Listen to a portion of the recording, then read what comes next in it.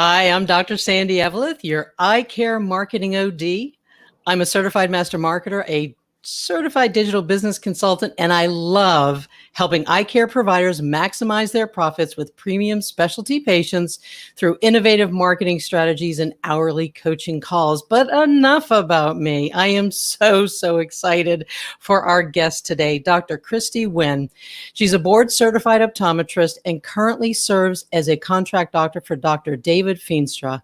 Dr. Nguyen obtained her doctorate of optometry in 2005 from Nova Southeastern University College of Optometry in Fort Lauderdale, Florida. She's a member of the American Optometric Association, Young ODs of America, the Central Florida Optometric Society, and Optometry Divas. Dr. Nguyen is the lead Orlando ambassador, in fact, of Optometry Divas. She's also a brand ambassador for an independent eyewear brand called Kazuko Lunettes. Dr. Nguyen is also the director of business development for OptiZoom, an online optical goods supplier. She's on the advisory board for Cookie Magazine, an Asian Pacific optometrist magazine, and the U.S. ambassador for Imaginem magazine, which is based out of Italy, showcasing independent eyewear brands. Again, so cool. You are doing so much. You know, I remember meeting you at our state's Optometric Association's annual meeting a few years ago. And I just want our viewers to know that you are just as gracious in person as you are online, if not more so. You extended such a wonderful greeting of warmth and kindness to me. It was amazing. You're a leader in the eye care and skincare industries. You've become an amazing ambassador for so many companies. You show up everywhere with your stunning photos and you grace us with your passion for fashion. So please tell us about your journey from optometrist to ambassador and what motivated you to do this. Anything that you can think about this journey would be wonderful. Sure. Thank you for such an amazing introduction. I don't know. It started just me actually being burnt out with optometry, believe it or not. And I just kind of was at my wit's end, not knowing what to do, how to move forward. I mean, I love optometry. It's my passion. It still is. But it just, when you get into that rut, that hamster wheel, you just don't know after a while. It just becomes such a routine that you don't feel like you're moving forward. You're kind of just stuck, even though you're moving. So in comes the skincare business after I was praying about it. And that just really opened my door to basically branding myself. And from there, learning how to market myself on social media and being, shy in front of the camera, I had to get over that really quick. And that kind of just opened my door actually into the optical industry. And people start to take notice when you start posting. And just from then, like I said, these opportunities just came my way. And it all basically started in 2020, actually during the pandemic, which is kind of crazy.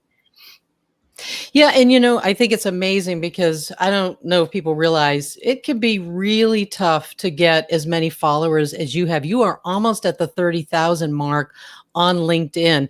And again, that's a social media that we wouldn't necessarily consider someone who wants to become an ambassador. And I don't, I think one came before the other, but tell us how that journey went. How did you end up getting that many followers? And I know that you've got followers over on Instagram, and elsewhere, but I know that LinkedIn is the big platform for you. So tell us how that all started. Sure. So when I started my journey, I knew that there were some big platforms out there, and I kind of looked to see where I could build my niche.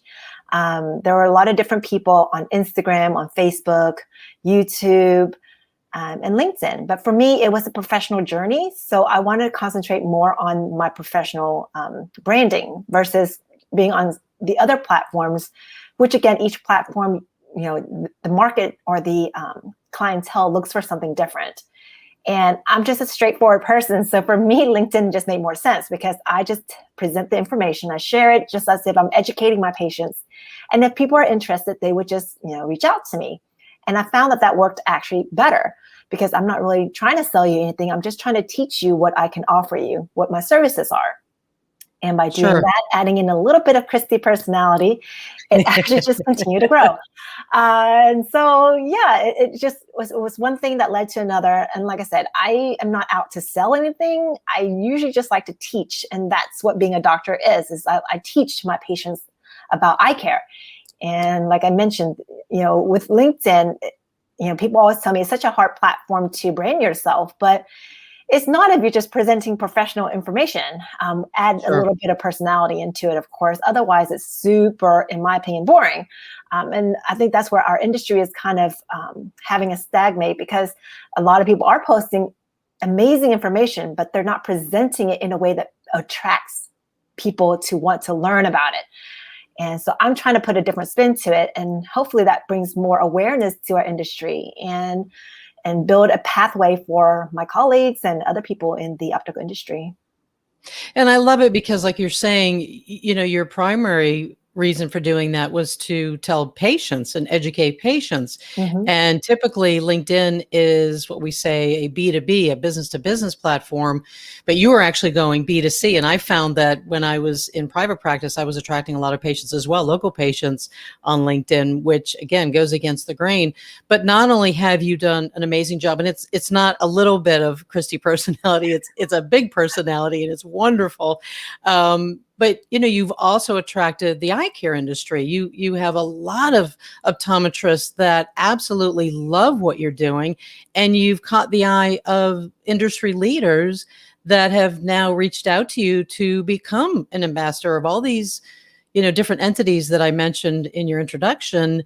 They've reached out to you. So tell us a bit about that. How did that come about? And, was it that you got a lot of followers first on LinkedIn and then, they started to reach out? Give us a little bit, through an example or just how that all kind of took place. So a lot of it has to do with my social media presence. So some of these companies were small when they started out, and they wanted to utilize the network that I was building to help their brands. And I'm all for helping other businesses and other people. I mean, we're all in these journeys together. We all have our different journey, but if our paths do cross, I would love to help a fellow colleague out. And that's basically how I feel I'm doing. I'm just really helping people. But if I get paid, that's even better. Because, I'm all for just helping. And I think with the mindset, it kind of leads me down this path where more people start reaching out to me. But at the end of the day, I have to look at it and say, well, I do only have 24 hours. And how many of that do I spend helping somebody else versus helping myself versus helping my family? So I really just have to put it on a scale and just kind of weigh what I'm available to do. And the good thing about a lot of the things I do is it doesn't require too much of my time. It may seem like a lot, but it really doesn't require as much as what people think. So I think that definitely helps. And I think the other thing that helps me is that when I speak to people or I network with people on LinkedIn, I don't pay attention to their title. I mean, that sounds bad, but it's kind of like how I treat a patient in the chair. I don't look at your occupation. I treat you as a patient. When you're in my chair, you are in my chair as my patient, and you're priority number one. I will give you the red carpet, and I don't care what you do for a living until, if it has to do with your vision or something like that, and have to specialize that particular pair of glasses for you or contact lens for you. But other than that, your occupation doesn't matter to me. So when I go to some of these trade shows and I go, hey, where is so-and-so? And they're like, you mean our CEO? I'm like, wow, he's your CEO? Like, it just blew my mind. I was speaking to the CEO this whole time and didn't even realize I was doing it. And I think that kind of helps in my favor. Well, absolutely. And but it shows you're heart centered. You don't care what the title is, no matter what level, high or low. So it's heart centered, it shows where you're at. And I know that we talked about this initially. We were over on Clubhouse and we had a great conversation just about the same topic. And you were mentioning that, when you do, because there are a lot of people that are now reaching out to you, when they reach out to you, you want to make sure that your values align with theirs or their values align with you. So tell us a little bit about that as well. Well, a lot of time it's just, we have to start that conversation. Sometimes you don't know what the other person's value is until you connect with them offline. And I mean, that's something that I don't generally do, but I'm starting to do more of it because, again, you won't know somebody unless you talk to them, right? And you don't know if you could help them with their service, or if their service can help you or help your colleague, unless you talk to them and they share with you what they can offer. And sometimes the situation gets reversed. For instance, I had somebody reach out to me who lived in Orlando, and she was a financial advisor along that line. And she was trying to sell me her business. We met up, chat. The next thing I know, I got her to join my skincare business. So it Yay. was like completely, she was like, wait, how did this happen? I came to sell you and then you sold me. I was like, I have no idea. I only gave you a sample. Um, That's awesome. so, sometimes you just never know. And again, you just have to be genuine about what you're presenting and what you're offering. And for me, it's just getting to know somebody. Awesome. And, let's go ahead and just talk about the mechanics. When someone reaches out to you and then you have figured out that their values do align, how does that conversation go? Do you sign a contract and I'm mentioning some of these mechanics for any of our colleagues, our optometry colleagues that may be interested in, wow, I never even thought about becoming a brand ambassador. You and I know some big leaders in the industry of eye care. And if they decide, you know what, I'd like to go ahead and do this, what would your recommendations be to do it? So my recommendation is that if somebody reaches out to you about a position that you're not familiar with, I'm pretty sure you would know somebody in the industry who's already doing what you want to do. Reach out to somebody who's been in the business and ask them for their honest opinion. And again, if you've been out just networking and building friendship, they would be more than happy to share with you their knowledge in the area and their expertise.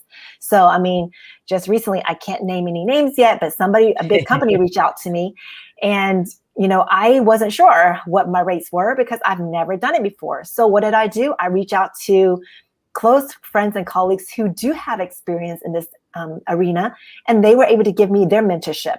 And it basically just reassured me that, I'm doing the right thing, that these are the right information that I need to look at. These are things that I may want to ask to clarify. So sometimes you have to clarify part of what they're offering, or you can always counter offer. So don't always accept things at face value or the first thing that presents you, just like a job interview. So think of it like a job interview. If you're applying for a job, and these are the things that they list and require as your tasks that you have to fulfill to get paid.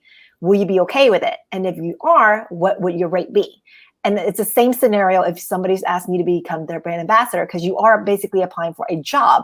So you want to make sure that you know what your duties are, what your role is in becoming that part of their brand, and what your rate of compensation is. And as long as you're okay with all that and everything checks out, and then good luck and have fun. Sounds like you're going to be a mentor pretty soon for all of this too, with all of this ambassadorship, underneath your belt. So the other thing too is, like you mentioned, that, besides compensation, what are the expectations? What are the roles and duties typically or on average that you've been asked to do? Obviously, we've seen you out there on LinkedIn and Instagram where you're, again, showing your personality by wearing some of the brand, and you of course talk about the brand in the comments. What's an average expectation as far as what they want you to do, how they want you to post? Is there certain types of content? Does it have to be video? Does it have to be images? Things like that. What are the typical expectations? Sure. So with my current brands, they're actually very lenient. They say whatever you see fit, Kristie. We don't have a requirement. Wow. You post when you want, what you want. If you need any of our help and assistance in imagery, we're more than happy to provide it.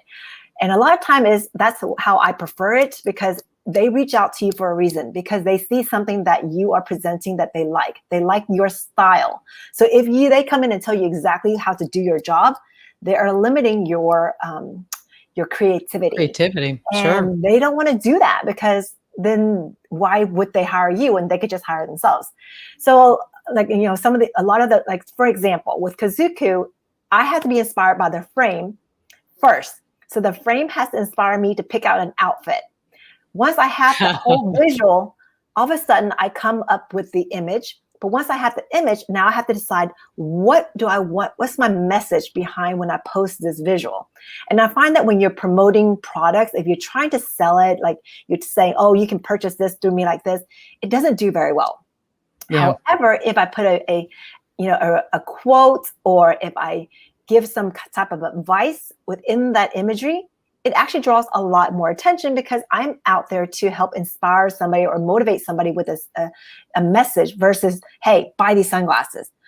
But by presenting it that way, it's now more casual, more relaxed and fun.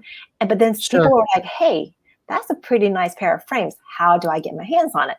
Then that's when I said, okay, let me connect you to the designer and we'll get something worked out for you.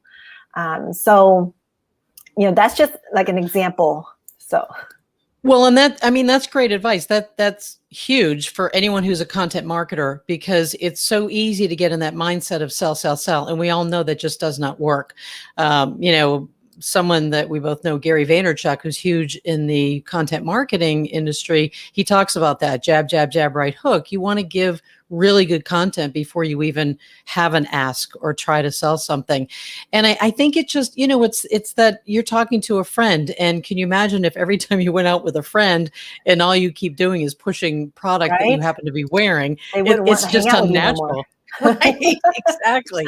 So, big lesson. I mean, I think I kind of want to just pause here and think about that. That's a huge lesson in the arena of Yes. content marketing for particular products. And, and again, you're very thoughtful in what you say. You do bring your personality to it. You are a fashionista, let's just face it, and so they're blessed to have you. It's a wonderful thing. And, I think part of the lesson too with this, like you said, about having a job interview, I think it's important for people to realize that you can leverage every time you get a new ambassadorship, let's call it that. Mm-hmm.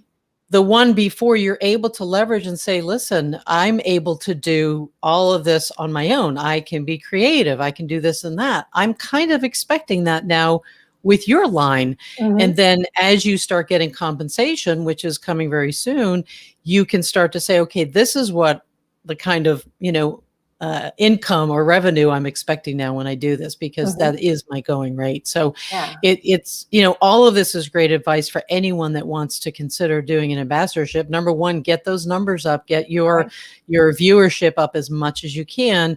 And then number two, show your personality. You're being you. Like I said, I met you in person, and who you are right now in front of the camera is exactly who you are behind the scenes. And I thought it was really interesting because part of that same conversation with us meeting, you immediately knew who I was. I didn't even have to introduce myself because we had connected. And you're so good. I want you to talk a little bit about that, but you are so good at knowing your community. You really engage with people and you actually know them offline. I think that's exceptional, because a lot of influencers out there, sort of when they get to a certain level, they forget about their community. So when I met you, I had no expectation that you would know who I was. So it was great. You brought me over. We did the selfie. We posted right away, which certainly helps both of our credibility and helps with the social media.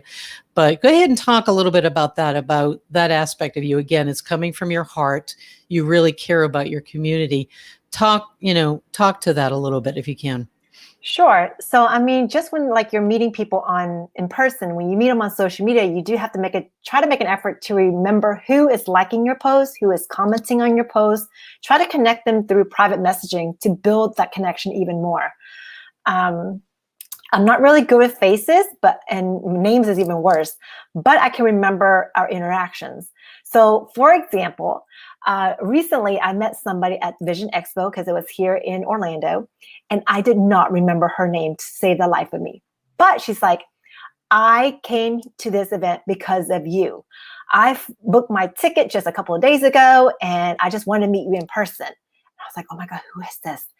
And then she's like, I follow you on all of your social media platforms. I'm like, you do? She's like, I love you on all of them. And I was like rewinding in my head, who can this be? I was like, all of my platforms? She said, yes, we love all of them, even TikTok. That was my key word, because I do have a TikTok account, but it's so tiny that I know pretty much everybody who likes or comments on my stuff. And I was like, I know exactly who you are. I don't remember your name, but do you have a son that watched my lemon video over and over on repeat? Are you that person? She's like, yes. And she was just like ecstatic that I remembered her. And I didn't know her name, but I do now. But like I said, the moral of the story is I remembered that connection. And I remember that she had a son, and that she did follow me and liked all my video on TikTok, even though, like I said, they're pretty horrible. So it just made a difference for her. And we took a whole bunch of selfies and videos and stuff, and I posted on social media. And now I know her name because now that I know who to tag, it was like pretty good. But you just want to make an effort at, knowing who is liking your information, because, you want to show appreciation. I do that a lot. I message people who I know are following me, all of my friends that are supporting me, because again, you can't get to where you are without that support system. So it doesn't matter what industry they're in, but if they are liking your information, and they're making an effort to like and comment, you need to make an effort to get to know them outside of just that platform. So sometimes, one of my connections on LinkedIn, we don't have anything in common. I think he's in the finance industry, but he's always commenting on my posts. And I know that he's a single dad now. He has a daughter who's like gorgeous. And our inside joke is we got to grab some sangria, or mojitos. I love it. So that's like, our little inside joke, but that's something that we have that somebody else reading in may not understand. Why am I typing about mojitos and sangrias? But that is something we talked about offline that, somebody else may not know. But you want to just build that special connection so that, people feel like they kind of know you, but then you don't, you decide how much you want to share, of course. And again, I want people to understand, again, I am married, I have kids, and then, it doesn't go anything beyond this professional relationship. And they do understand that. And I want, and that's kind of dangerous, I think, for a lot of females when you're trying to grow yourself. Some men will probably try to draw that line very thin, and you have to be very upfront. You're like, if you're not comfortable, you need to tell them, and if necessary, you need to block them. But you just need to make sure that you know where your boundaries are, and you don't want a lot of this attention to go to your head either. So again, I just want to protect myself and my family. That's what's most important. But just make those connections, be genuine about it, and just have fun. And like I said, it's just like meeting somebody in person. But well, and those are all great points, because we don't always think about that. There is that danger side, like you said. So it's absolutely vital that we have that information and protect yourself. But again, you've just done a phenomenal job. It's as though coming right out of the gate, you were a professional. You knew exactly how to do this. So it's just, please, for the audience that's watching this, the community out there, do follow Kristie. She is everywhere. And I can't believe you say that you don't have that many followers on TikTok. I don't think it would take too many videos for you to be able to get a little bit more popular there. And again, everybody says, oh, you have to go dance and be silly. And I don't believe that that's true on TikTok. I think that you can put out some really good educational information. I've seen, some influencers doing that. So do you think that you'll do, and I know Instagram, I think that's going to all of a sudden take off, but do you foresee doing any, a fair amount of content there? Well, I do try to mix it up a little bit, and try to see how my audience is engaging. So I'm still testing the arena, but again, it all depends on how much time I have. So work actually has been pulling me quite a bit. We're trying to set up things at work and getting our EHR in place and doing training, things like that. And actually that role has been somehow on my shoulders. So I'm okay with doing that, but then it's taken away from what I'm able to post. Like yesterday, I was like, oh, I'm going to go ahead and do my Wednesday wisdom post because I haven't done it. And then I ended up working right through up to my lunchtime. Then I was like, oh, no, I'm going to go eat because food is important. Then after I ate, darn, so optometry is getting in the way. And then I come back, like I say, I'm gonna give myself 15 minutes. But then within that 15 minutes, I was busy doing other things. And the next thing I know, I was like, oh darn, I have to clock right back in. So I didn't even get to do my video. And the next thing I know, it was like 7 o'clock when I left work. And I was like, oh, this is much longer than what I wanted today, just to get all this thing figured out. So, sometimes when I'm not super busy and I'm able to do that work, great. But again, sometimes I have to be inspired. I'm not one of those that try to plan a post and then schedule it to post in a certain day. If I don't feel the energy to put that post out that day, I just don't. Because then if I don't feel it, I don't want to put that energy out.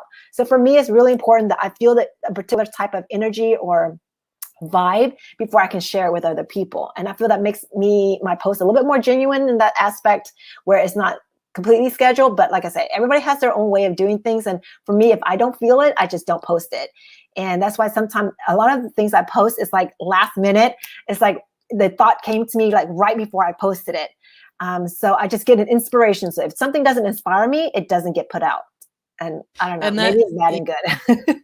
no, but that's awesome. I mean, again, there are two methods to do that. You can certainly be, a scheduling content marketer, but I love that, and I think that's why everything comes through the way that it does. And one of our esteemed colleagues, Obi Malopi, that I've actually had the pleasure of interviewing as well, he agrees with that. He knows how genuine you are, and I think it's in that authenticity of doing it in the moment and doing it when you're feeling it. Because I think for you, you're so authentic that people are going to know if you're doing a motivational quote and you're just not feeling it that day, we're probably going to know it. Kristie, what's up? What's going on here? So that's appreciated. That's wonderful.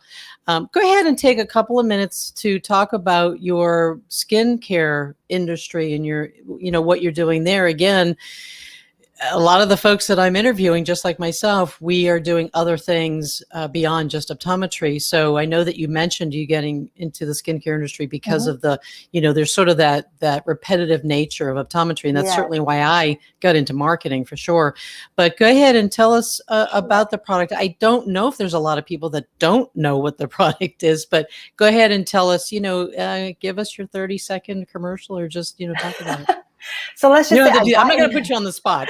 Let's just say I got into the business because I wanted better skin, but I want it at a discount. And then I said, well, if I make money, great. If I don't, at least I'm still getting a write-off, because otherwise I'm spending like $500 here at Sephora, $500 there at Ulta, and I'm just paying somebody else. So why not pay myself, right? So I'm just trying to be a savvy shopper. Okay. Smart. So yeah. So that's how it started. And basically, I didn't realize by joining this company, they have all these tools to teach you how to basically, again, to grow both personally and professionally. And they have trainings all the time. All you have to do is plug into it. And you can take that training across all aspects of your life. And that's the thing, that's what a lot of people don't realize when they join a marketing company, is that you are given all this tool for free at your disposal to use. When you can pay somebody else to get that same training, you join a direct marketing company and they give you all this stuff on a platter. You just have to plug in. So that's what I did at the beginning of my career, is that I just plugged in all this information, and I started honing in on what I like, and I started sharing it with other people. And I started utilizing those skills on branding. And I think that's what helped me grow so big. And I think it's, like I said, it's amazing. And the tax write-off is great. The skincare is great. The community is great. I just can't ask for a better company to partner myself with. So. Well, and I know the company from years ago, I think when they first came out, and absolutely love their products. I think, and again, we were talking behind the scenes originally, you can, mention, if you don't have to mention names, but the fact that, again, how this crossover happens, you're on social media and someone reaches out because they saw you on social media. Yeah. And that's how they actually, became part of your team. Yes. And a lot of them were like, wow, your skin looks amazing on camera, but wow, offline, it looks even better. I'm like, I told you, I'm not using anything on my face. And after a while, people are like, you know what? I really want to know what you're using because your skin looks great. And that's what I want. I'm inadvertently advertising, and that's why I'm always posting pictures and videos, because I want people to see how well the skincare products are working without saying I'm selling skincare. Right. Same kind of thing like you were saying with the ambassador. Yes. Doing some of their products. You are the absolute epitome example of the fact that the skincare actually works. Yes. So absolutely fantastic. We are scrolling that information at the bottom of the live video here. So that's where people can find you for that product. And I think you mentioned too that your social media is either there, or just go ahead and tell us. I know obviously LinkedIn, they can find you over there, but where else would you like folks to find you? Instagram will be great. I'm definitely trying to grow that platform, so feel free to follow me and help me grow. That would be awesome. Fantastic. And I think it's going to happen. There's no question. You're doing such a phenomenal job. And for anyone out there that wants to learn what it looks like to be an ambassador, just go follow Kristie, see what she's doing over on LinkedIn, and go ahead and give her a follow over on Instagram. That would be fantastic. Anything else you'd like to tell our audience? So whatever you decide, just make sure that you're being yourself and that you're having fun. At the end of the day, if you're not having fun, then it's not worth it. There's no point in stressing yourself over an added, something on your plate if you're not enjoying yourself. Absolutely. Great advice. Fantastic. And again, thank you so, so much, Kristie. I'm so grateful to have you on the show and to share your amazing grace, style, and beauty inside and out with my community. And for those of you that are meeting me for the first time, I'm Dr. Sandy Eveleth, the eye care marketing strategist. And as I mentioned earlier, I love helping eye care professionals maximize profits with premium specialty patients through innovative marketing strategies. If you'd like advice growing your practice, book a strategic marketing session with me at drsandyeveleth.com/book Dr. Sandy. And with that, we will say goodbye.